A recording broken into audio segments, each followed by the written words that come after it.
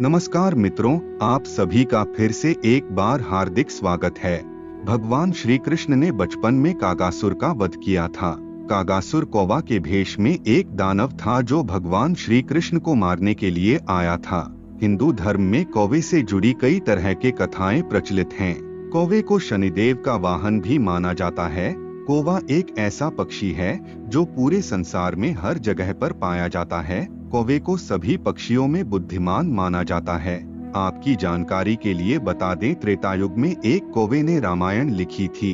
प्राचीन समय में कौवा सफेद रंग का पक्षी हुआ करता था, जो सभी पक्षियों में काफी सुंदर और उसकी वाणी भी काफी मधुर थी। लेकिन एक ऋषि के श्राप के कारण कौवा काले रंग का बन गया और उसकी आवाज भी काफी खराब बन गई।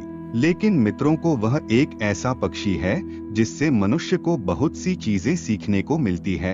कौवा बुद्धिमान होने के साथ ही बहुत साहसी पक्षी माना जाता है। कहा जाता है कि कौवा मृत और जीवित प्राणियों के बीच में संपर्क का काम करता है। मृत व्यक्ति को वे के माध्यम से अपने प्रियजनों को देखने के लिए आते हैं। इसके अलावा शकुन शास्त्र के अनुसार कौवे भविष्य में होने वाली घटनाओं को भी पहले ही समझ जाता है। साथ ही साथ कौवा अच्छे और बुरे लोगों को भी अच्छे से पहचान लेता है। कौवा में इतनी ज्यादा शक्ति होती है कि वह पापी व्यक्ति को दूर से ही पहचान लेते हैं। ऐसे ही कई अद्भुत गुण कौवे के अंदर मौजूद होते हैं। मित्रों, कौवे के द्वारा हमें भविष्य में होने वाले शुभ और अशुभ के कई संकेत मिलते हैं।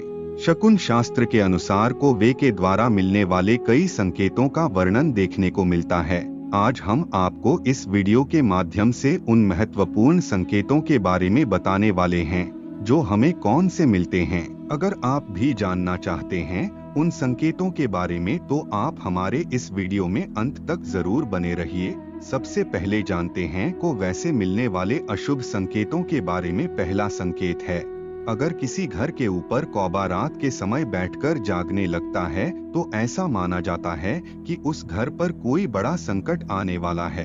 अगर कोई कौवा खून से लथपथ होकर किसी के घर के दरवाजे पर आकर रोता है तो उस घर में बालकों का अनिष्ट हो जाता है। अगर कौवा पानी में बैठकर नहाते हुए आवाज करता हुआ दिखाई देता है तो आपको किसी समस्या का सामना करना पड़ सकता है। मित्रों, वैसे तो कौवे को संभोग करते हुए देखना आसान नहीं है, लेकिन अगर किसी भी व्यक्ति को कौवा संभोग करता हुआ दिखाई देता है तो इसे महा अशुभ संकेत माना जाता है।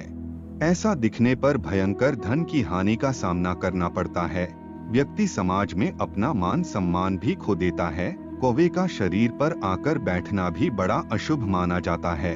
अगर किसी भी व्यक्ति के सिर पर कौवा आकर बैठ जाता है तो व्यक्ति के धन का नाश होता है। अगर किसी व्यक्ति के दाएं कंधे पर कौवा बैठ जाता है तो उसकी बीमारी से मृत्यु हो सकती है। और वहीं अगर कौवा बाएं कंधे पर बैठता है तो व्यक्ति को हर जगह से अपमानित होना पड़ता है। इसके अलावा अगर कौवा किसी स्त्री के सर पर आकर बैठता है तो उसके पति के साथ उसका झगड़ा होता है। अगर कोई कौवा घर के सामने बैठकर क्रोध से चिल्लाने लगे तो उस घर में धन की हानि होने वाली है।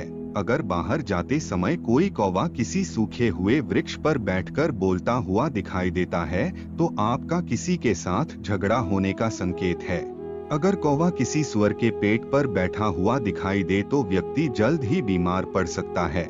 आइए मित्रों, अब जान लेते हैं कौवे से जुड़े कुछ शुभ संकेतों के बारे में। सबसे पहला संकेत है, अगर सूर्योदय के समय कौवा घर के सामने बैठकर बोलता हुआ दिखाई दे तो इससे व्यक्ति को धन, संपत्ति, मान सम्मान की प्राप्ति होती है। अगर कौवा किसी के घर में आकर पानी पीने लगे या फिर कुछ खाने लगे तो समझ जाना चाहिए कि उस घर में जल्द ही कोई अच्छी खबर सुनने को मिल सकती है। अगर कोई कौवा घर के आंगन में पीले रंग की कोई चीज गिराकर चला जाता है तो इससे धन का लाभ होता है। अगर वैद्य या डॉक्टर के पास जाते समय घर के बाहर कौवा शांतिपूर्वक बैठा हुआ दिखाई दे तो इससे सभी रोग ठीक हो जाते हैं। यदि कोई गर्भवती स्त्री को वे को किसी पानी के घड़े पर बैठकर बोलता हुआ देखें तो समझ जाना चाहिए कि उस स्त्री को सुंदर पुत्र की प्राप्ति होने वाली है। अगर किसी पुरुष को कौवा घर के तोरण पर बैठकर बोलता हुआ दिखाई देता है तो उसे सुंदर पत्नी मिलती है। अगर कोई कौवा घोड़े या फिर गधे के पीठ पर बैठा हुआ दिखाई देता है तो इससे धन लाभ होता है।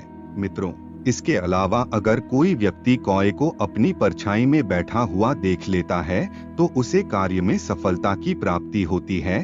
तो मित्रों, यही वो संकेत है जिसका उल्लेख हमें धर्मशास्त्रों में देखने को मिलता है, जो शुभ और अशुभ दोनों ही प्रकार के संकेत होते हैं। अगर आपको कोई अशुभ संकेत मिलता है तो ऐसे में आपको भगवान श्री कृष्ण का नाम लेना है, जिससे सारे विघ्न बाधा दूर हो जाएंगे। आज की वीडियो में बस इतना ही। आपको हमारी जानकारी कैसी लगी आप हमें कमेंट में जरूर बताएं और अपने दोस्तों के साथ भी शेयर जरूर करें। फिर मिलते हैं किसी नए वीडियो के साथ, तब तक के लिए जय श्री हरि विष्णु।